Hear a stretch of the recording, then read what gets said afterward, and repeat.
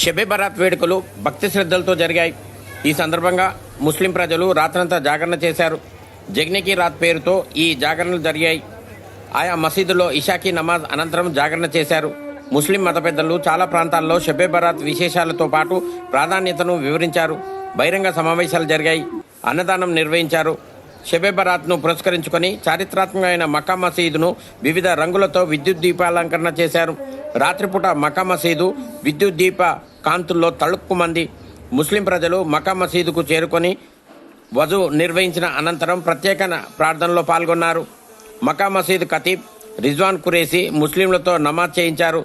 అనంతరం తమ పూర్వీకుల సమాధుల వద్దకు వెళ్లి పూలు వేసి వారి ఆత్మకు శాంతి కలగాలని అల్లాను వేడుకున్నారు. కుటుంబ సభ్యులతో కలిసి శ్రద్ధాంజలి ఘటించారు.